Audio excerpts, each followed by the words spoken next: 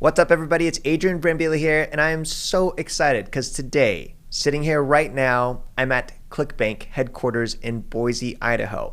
And I'm sitting across Thomas, who's part of business dev, among many other things. And I get to ask all the questions I've always wanted to ask an affiliate network. They have all the secrets, all the data, and I can't wait. Thomas, let's do it. Let's do it. Let's make bank. Let's make bank. Let's make bank is the saying or the motto here. Is that right? It's one of them. Yeah. One of them. Yeah. What are all of them? Let's hit us with them. Oh gosh, what are some, Taylor? We got make bank. There's what makes you click. There's, gosh, what are some new ones? Those are the main ones, I think. I love it. What makes you click and make bank? Yeah. Sweet. So I think the first question to ask an affiliate network, just give us a quick rundown in case there's people listening and they're not familiar with what an affiliate network is. I know we'll probably dive into that in another video because there's so much to that, but really quickly, who are you? What is Clickbank? Yeah.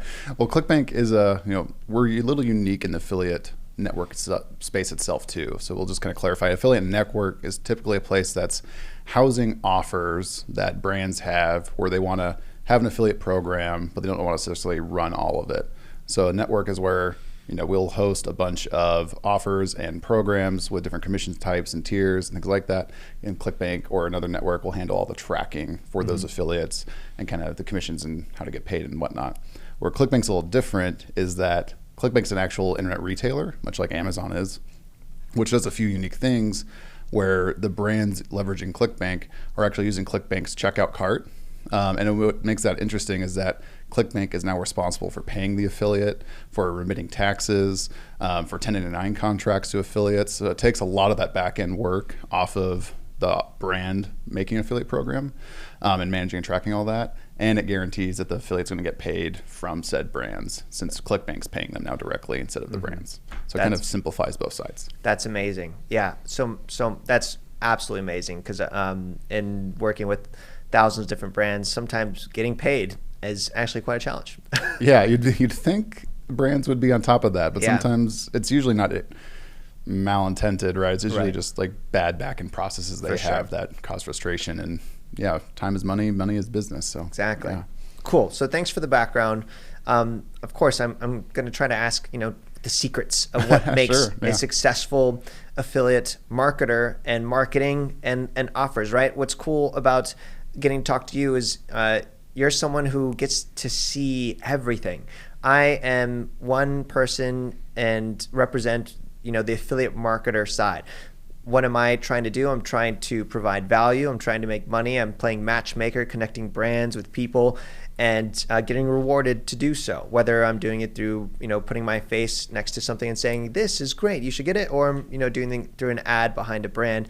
And you're someone who gets to look at people like me, and you get to look at brands, and you get to look at the offers that they make. So it's like, oh my gosh, I wish I could just take that, Well, that's why we're here, right? Yeah, we can do it. Yeah, so why don't we start, just give context of how many people are like me are part of Clickbank, if you know that, and how many brands are part of Clickbank, and how many offers are on Clickbank? Yeah, so, and we'll give some rough numbers because it changes, but we've got roughly over 100,000 affiliates on platform running traffic, 2 offers, things like that, over 10,000 offers itself on Clickbank receiving that traffic. That's growing, month over month too. So, we get thousands of signups a day. Usually those are for affiliates, but also for people to put offers on and get rolling. So it's kind of that, like you said, you're playing matchmaker between traffic and offer. We're playing matchmaker between affiliate and offer, right? Letting affiliates find those offers, and those offers get connected to good affiliates. Wow, that is insane.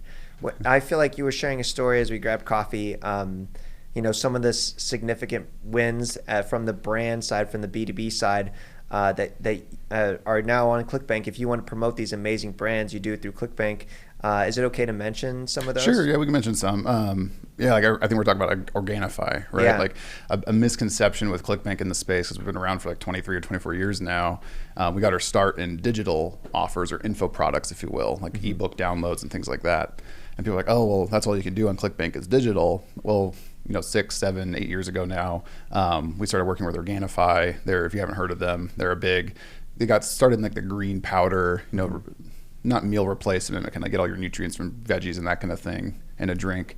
And they had tremendous success. They were able to scale up to multiple 8 figures with Clickbank and stuff, powering that. They were able to diversify from there. But it's kind of that, you plant a flag in the sand, and now supplements are our biggest niche, if you will. Oh, really? Yeah. I didn't know that. Yeah. Yeah, no, and just physical products in general, but supplements drive most of it. And it's partially because, the margins in supplements are very good, so you can pay aggressive commissions and they can scale pretty well. Yeah. But gosh, our year-over-year growth just from the last 3 years with physical products alone has just been tremendous and all that kind of stuff. So, but then you have brands, like Yoga Burn or Venus Factor, been around for ages now in the digital or flat media space, and they're kind of the weight loss industry. We're really big in weight loss, kind of self-help, survival, and then like the how to make money online kind of spaces where we really operate right now. And then growing more into e-com as we look towards the future and kind of digital education. It's crazy. Yeah. Clickbank's going to conquer them all. That's great. We had a great little cornerstone in the market, and we're just looking to keep expanding that and just adding, like I said, just adding value to the market as we can. Yeah, love it. Yeah. So I don't know if it's fair to ask you this question because it's so broad, but affiliates are trying to find really good offers to promote. What is a good offer? Yeah, so a good offer to me is one that obviously converts well, but also pays well, right? And when I say pay well, Clickbank's taking the risk of getting paid in general off the table. So when I say paid well, I just mean, is it paying a lot in a better sense? Because really, when affiliates are looking at their traffic, they're going, okay, I can promote really any offer out there, assuming I'm doing paid ads, or maybe I've got an audience, so maybe I niche down a bit. So I want to find one that is better than the next, just in terms of it either converts better or pays better or does both. And that's where we can get into like the Clickbank marketplace, which is not a marketplace necessarily for consumers to go buy products, but a marketplace for affiliates to go find products. And that's where we're stack ranking based on performance. So we're actually kind of like Google backlinks, kind of a big ranking factor in SEO. Similar to that in Clickbank is how many affiliates are actually generating sales from offers. And that's a major weighting factor when you look at like the Clickbank marketplace gravity score for, that's one of those arbitrary algorithm numbers that we kind of use. So you can kind of look at one, this one's got a 200 gravity, this one's got 150, right? All things being equal, it means that more affiliates are probably having success with the 200 level gravity score. You can kind of start to pair and kind of parse and figure out what you might want to promote. I love that. So if I could just clarify it in my own words, I'm looking at an affiliate offer. It seems like a really cool brand, and the commission seems nice. But those two things put together doesn't mean you can make anything, actually. Yeah. But you actually have data of other people who are like me that have applied and are trying to find the right customer for these brands. And now a gravity score is basically an equation that can factor the likelihood of success or current success of people who are promoting this offer. Is that right? Yeah, it looks over. It's a rolling 12-week time period. So it tries to keep some recency in there so then you just don't have offers that converted really well 5 years ago stacking up in the marketplace, right? So there's some recency bias to it. Some other things like refund rates and chargeback rates come into play with it. That way you can kind of get an idea. But yeah, essentially. Yeah. That's really cool. So I think like that's always the things we all wonder is like, okay, it looks good on the surface, but when you send traffic, you send your pride and joy traffic, your trusted traffic, you're paying for it, or you're an influencer sending the traffic, and you're like, go, please convert. And then you actually have a data point that says this is converting at this rate, or we do see a positive likelihood of success for the affiliates we're promoting. So like, that to me takes a lot of the guesswork. In fact, is another like data point that's encouraging that I'm not even looking at right now in offers. I'm just trying to find good offers. But now you're adding one more value to an affiliate marketer to say this is how it's currently performing across all your data. That's fascinating. You said 12-week rolling period too? Yeah, that's for the marketplace. Yeah, it kind of looks at updates once a night, kind of every night. So. Right, because it changes. Is that right? Yeah. Mm-hmm. Oh, sure. Offers trend up, they trend down, kind of thing. So it's, you'll kind of see an offer fatigue on a certain traffic source or something like that, because maybe it's a smaller traffic source or something. So, and affiliates can be fickle, right? And I don't mean that in a bad way, right? But if an affiliate's going, hey, I'm making this much money on this offer, and if the conversion rate starts to drop on their traffic source, or their CPMs go up or something, they might have to go find a different offer to swap that out with. Right. So you'll see affiliates kind of ebb and flow between some of these top offers, or even new offers to test it. They might stick with that for a while before replacing it. So yeah. Nice. So as far as your offers concern, is there any other things, data points or any other insight as to what makes a good offer besides what you shared? Yeah, if you want to nerd out on data, we can dive into that a bit. Please. Yeah. We did a poll of some offers last year and really chunked up the data to see, hey, what are the top 100 offers doing as far as a conversions perspective, like front end price point, checkout cart price, average order value. And then we also looked at what is the top 20% of those top 100 doing differently. Because 80-20 rule kind of applies everywhere. Same here. You see a lion's share of traffic hitting these top 20% of the offers. And what we found was you had to chunk it up between a digital offer versus a physical, because physical had a much higher cart value, which kind of skews the numbers a bit. So once you pair that back, we found that a really average price point for, like, let's say a digital offer was in the $37 range. An average initial price point for a supplement was in the $47 range. But the AOVs would change drastically. A gross AOV for a digital offer would probably cap out around $60, right? They might be able to get like another 50, 80% with the upsell flow. But the physical supplement funnels that we saw scaling really well, they were getting anywhere up to like, gosh, $200 AOVs. And they're just doing a very good job at bundling on the front end. And then these are, almost all of them are converting anywhere from like 1.5 to 3% at scale, right? So like for every 100 clicks you send, right, roughly 2 sales, on average kind of thing to get. And so that's where you can start to chunk out, okay, like how much traffic do I really need to send? What margins? What are my margins to really start to be able to scale up, an affiliate traffic source? Wow, that's like fascinating. Like, it got pretty interesting. And we were really surprised too, like, because we kind of expect to see like a 40% for a good offer. We expect to see like of the average order value, 40% comes from the upsell flow directly after the initial cart. But what we found with like the physical offers, they're doing such a good job at bundling on the front end. They get that average initial cart price up in like the 120 range. You're really only seeing like maybe 20% come from the upsell flow for these bundled supplements, for example. And that was shocking to us because we assumed 40% would kind of stay true for this direct response space that we can operate in. But the numbers really changed as you looked at higher ticket kind of bundles on the front end. Right. Yeah. I'm curious to ask you. Sorry. No worries. I'll take a drink of coffee. Yeah. Too fidgety. Yeah.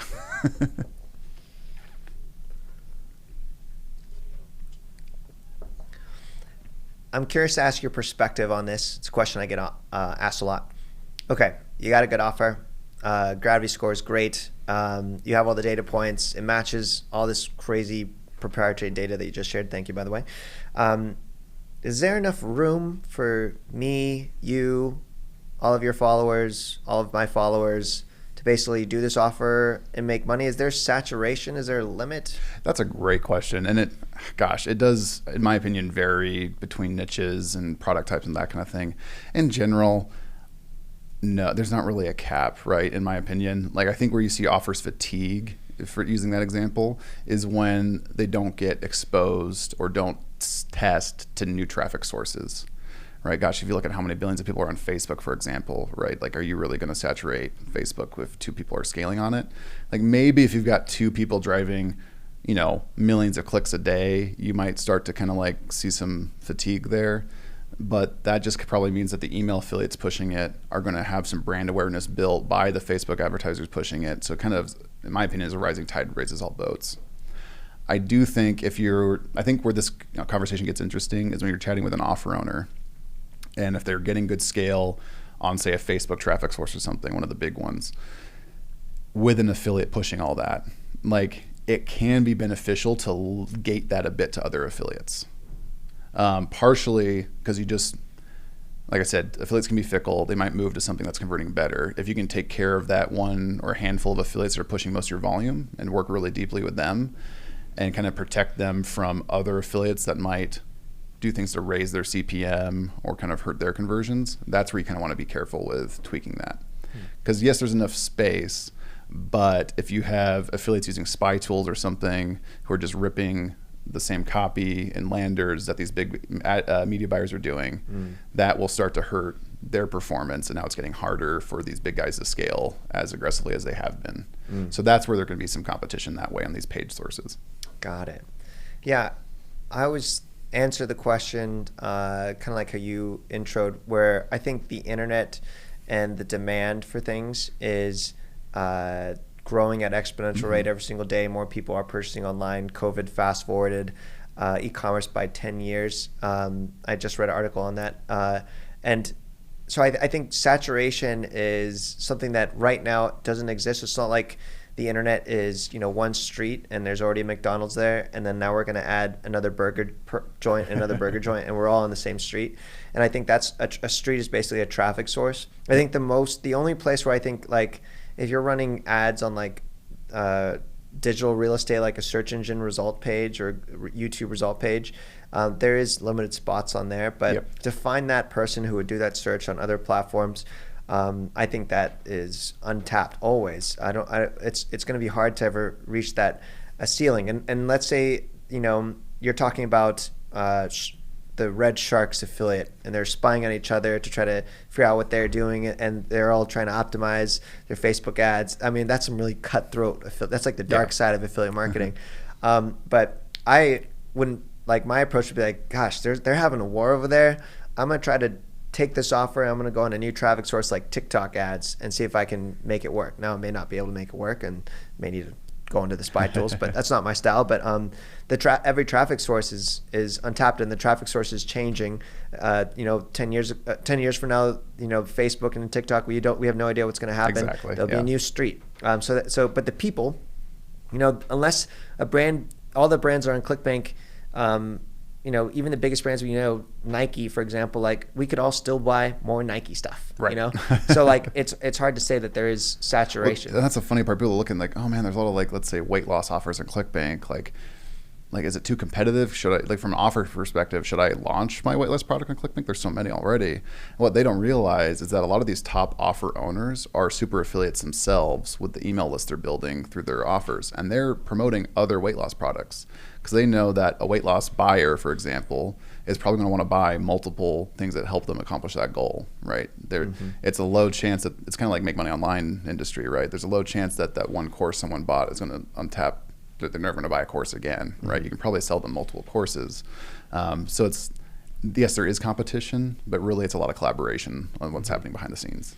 Yeah, I would agree. I think if anyone's on the fence, they think it's too competitive or too saturated, those are not real problems. It's an excuse you kind of use to, I can't get into that, right? It's even like with starting a blog, right? It's like, I can't start a blog. There's too many blogs. Yeah, it's like, yeah, right. You can carve out your own niche and find your space pretty, maybe not easily, right? But you can do it. Yeah. There's enough room. The internet's a growing place, definitely. Cool. If we could talk about now a little bit of the other side. So you said 10,000 affiliates, or no, I'm sorry, you said 100,000. Let me back up. Let's talk about the other side, affiliate marketers. I think you said over 100,000 different affiliate marketers, people who are promoting these offers. Like, that's just a crazy amount of space. You have probably world-class people. You have people who are just starting out. You have people who are probably making ridiculous amount of money that seems fake. You have probably people who are just making a couple bucks. Could you share, maybe let's start with the top. Like, what are those affiliates doing? How do they work with Clickbank so well to make it work? What makes them so special? How are they doing it? Yeah, there's a few different ways. The top ones we're looking at are either scaled media buyers, people who are just taking the commission they're making against their ad spend cost and going, okay, what's my ROAS, what's my return on ad spend, and reinvesting the difference. They take their take home out of it, right? And they're just doubling down on scaling their return on ad spend. Those are some of the biggest scaled ones. The next one up there with them is people with very large email lists that are, it might be multiple email lists, it might be ones they're managing like that, but they're monetizing the email list with affiliate offers. And probably some of their own offers are cross-selling to different lists and things like that, but they're going, okay, I've got all these slots in my calendar to send to, what offers I'm putting in front of my audience to test against, right? And those kind of two are the biggest ones you'll see on Clickbank. What's a lot of emails to you? That's a good question. There is a there's a few people out there with, their lists are in the millions, right? That's of crazy. Contacts. And now that could be leads. And in some cases they're buyers, right? Because they've been a brand for 20 years and growing this email list over time, right? In some cases it's an email list manager who might be contracted to monetize their clients list. Like their clients are accumulating buyers or something like that, right? But they don't have the skill or knowledge to monetize to a high efficiency rate their buyer list, so they'll contact a email list manager to do that for them, right? So they might have 50,000 here, 60,000 here, 10,000 here, and all of a sudden they've got millions of emails they're sending every day to promote these offers to. Wow. So, yeah. I think emails is something I talk about a lot, like capturing the lead. So it's fascinating to me that you're saying at the top of success that the data that you see at Clickbank, emails sits there. The power to basically send an email to a segmented list of buyers and to match a relevant offer, it makes banks, as the name says. So can you give us any insight? Is it possible, like, how does that email, what does that email look like to promote a Clickbank offer? So this person who has 50,000 emails or 10,000 emails and they want to monetize, because I get thousands of emails every single day. I don't read, I probably read 1% of them. The most seem like spam to me. How do you craft an email to promote a Clickbank offer or any offer that is actually going to be open, clicked on, so you can make bank? That's a secret sauce, right? No, I know. And it's a lot of testing. What the good thing about what a good offer owner does is provide affiliates with proven email swipes. So they go, hey, here's how this offer is converting to these types of demographics. Here's email swipes for said demographics. Here's our top 5 subject lines we've tested against. Here's the top 3 swipes that we've tested against. Put your links here. And you copy paste. Now, maybe instead of copy pasting, you retool it. So maybe it sounds like it's from you a bit more, but you keep the structure intact because they're often story-driven emails, have been tested multiple times for conversion rates, for subject line open rates, for click-through rates on the body, and just trying to get as many people clicking through, right? Because you can kind of start doing the math. If you've got 10,000 customers you're going to email to, right, like the open rates and click-through rates have to be pretty good to get any significant, if the offer is converting at say 3% or let's say 5% on a high end to a more niche audience, you have to get a decent number of clicks, even just hitting that offer, to get some decent money coming in. Now, decent money is relative to everybody, but the core structure, what you see is, really attention-grabbing subject line that drives curiosity. You want to open that email. It's not giving things away. That little, what's the term? That piece of text that kind of gets previewed in the email, right? That's doing the same. It's like, what's the point of the subject line? To get opens. What's the point of the first piece of copy? To get the second piece read, right? So you're just bringing people through to the click and going forward from there. It's hard to say what works well because it is always tested and optimized against. But overall, it's story-driven emails, driving interest, and then action-based clicks, right? You're taking someone, I want to learn more about that, sending them to the offer page. That's awesome. So I think what you just said is like magic, because you make it sound like, so you actually going to provide me at Clickbank with everything.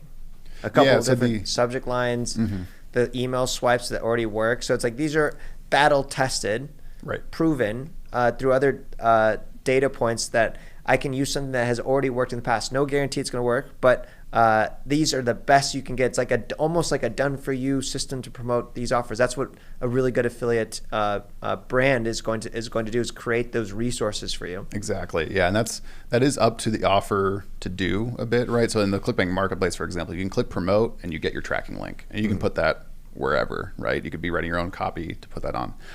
But also linked to there most of the time is a link to their affiliate tools page, where you can go find those swipe materials they're giving. And most of the ones, anywhere decently ranking in the marketplace are going to have that. Or they're going to have a contact us to get this kind of opt-in that you can kind of sign up for. So. Yeah, I can personally share too, the brands that have scaled the biggest for me provided content.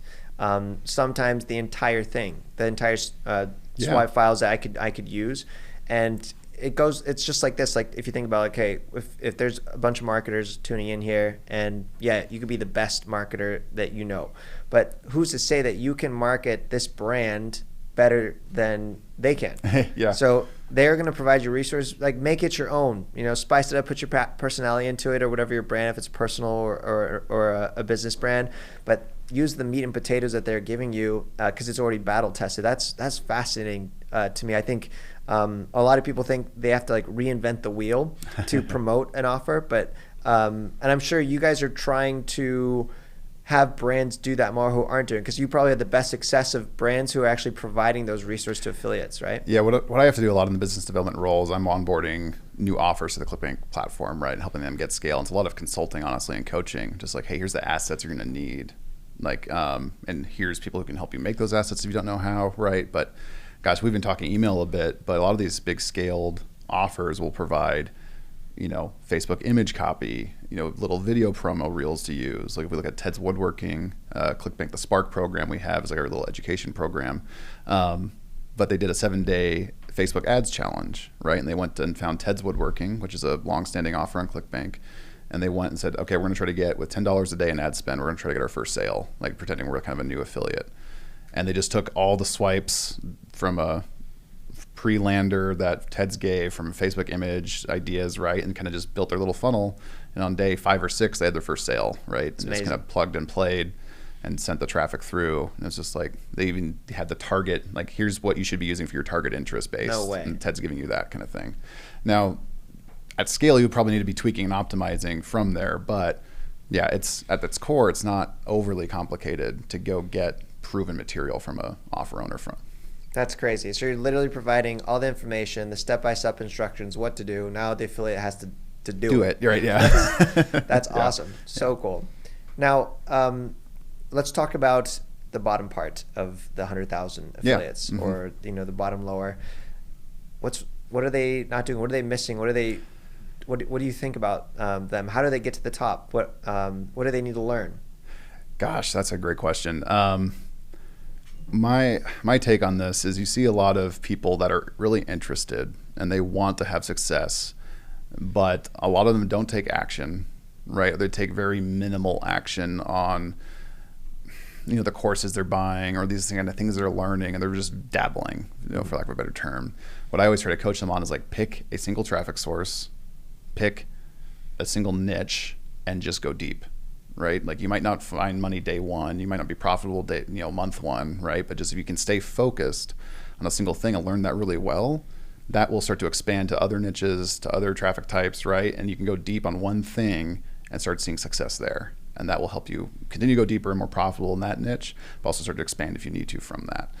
Because gosh, yeah, it's, you get a lot of questions, like on our YouTube channel and stuff where it's like, how can I make money without a website? Or how can I make money for free with no paid ads and stuff? And it's like, it's all possible. It's just a lot of energy and time to do it. And so if you can just focus and go deep on something, find a mentor you trust, right? And just kind of listen to them maybe, or find a single course you can use and learn from before, actually implement from before go buying another one. And just actually take action and go deep. You'll see a lot more success happen than just trying to go scatterbrain all over the place and try different tactics. I think that's amazing advice. And let's just set the record straight. You need a website. Yeah. I mean, I think all these tactics to like make money without a website are just to actually do some like fun tactics maybe that get you some money coming in so you can actually build a website with that money, right? Right. It's not, usually it's never a scaled solution for long-term growth. If you think of those people at the top of the 100,000 affiliates, at Clickbank, they have websites. Yeah, even the media buyers, right? People are like, oh, you're just pointing an ad to a lander. No, they're pointing it to a pre-lander where they're either getting a lead from it or they're warming up that traffic because someone from Facebook isn't looking to buy a weight loss supplement usually. You have to warm them up before you can actually send that click over. So all these scaled media buyers even have their own websites that they're sending traffic to first in almost every case. So from talking to you, I've learned, unlike most, I feel like ads in industry where you keep everything secret. Actually, all you have to do is sign up to Clickbank and I will get access to all this information, partner with amazing brands. They'll actually give me everything I need, including the targeting and the swipe files. And as a whole, all the data that you share, you actually provide what is working. You provide even a top working offers. So like I could just gravitate towards those, or I could explore all the different niches you have, which I am curious to ask, what are all the niches involved? But that's brilliant. So that's just part of what you get when you sign up for Clickbank? Yeah, I mean, I would suggest if you're interested to go to clickbank.com, right, and actually go through the sign up. It's free, right? There's some pre-vetting we need to do because a question I get is like, why do I need to give my social security number and like that kind of thing on the sign up? It's so we can kind of vet people who are signing up because we can't just allow everybody to sign up. It's also so we can pay you, right? Makes sense. You need that for tax purposes, right? We need to be able to pay you accurately. But once you're in there, you can go to the marketplace, you can sort and filter. The other thing I'd recommend is go to our YouTube channel. Just because we have a lot of educational content around how to use the marketplace, for example, to find new things. We do a monthly segment highlighting the top 10 offers for that month kind of thing and what's converting and doing well. We have another segment that's like up and coming offers, because a common pain point is, like you mentioned earlier, is are they too competitive, right? Or these, what a lot of people like to do is test the new offers coming out that are somewhat proven because they have the highest conversions at that point. They haven't been somewhat saturated to a degree. So I would say check out our YouTube channel. We're doing a lot of just educational top of funnel content just to kind of help people get rolling, not from like a promote ClickBank product level, just like here's how you can have better success in internet affiliate marketing, kind of like you're doing. But really, if you want to drill into like what's working well, we've got those top offer segments. We've got how to use the marketplace segments and all these kind of things that can just get you on the right foot. Thomas, I want to say thank you so much for having me. It's been awesome to ask all the questions I've always wanted to ask. And I've checked out your YouTube content. I've checked out the Spark educational program. That's part of ClickBank, where you actually are now providing educational training. All of it is amazing. I know you've probably already helped thousands of people, and there's tens of thousands, if not 100,000 more aspiring affiliate marketers that you will help. So I want to say, first of all, thank you for your content. Thanks for having me. And it's been a treat. Yeah, thanks so much for having us. It's really an honor, and it means a lot that you just have us on and let us add value to your brand, hopefully. So yeah, cheers and happy scaling. Well, guys, it's been fascinating to dive into the world of ClickBank here in Boise, Idaho. For sure, if anything that you've learned is made an impact on you as it has on me from the discussion, comment below what those thoughts are. Without a doubt, you have to go to ClickBank's YouTube channel. They have awesome free resources. I think one of the things that I've really enjoyed in the new content they're creating is like what actually is working, what's trending. I mean, what kind of business is actually telling you what's working? Like, I can't think of a better incentive to check it out. And if you haven't already, make sure you sign up for ClickBank. It's completely free. Yes, you do have to put your social, but it's so you can get paid. We all want to get paid. And as ClickBank says, make bank. So thank you so much for watching. Peace and God bless.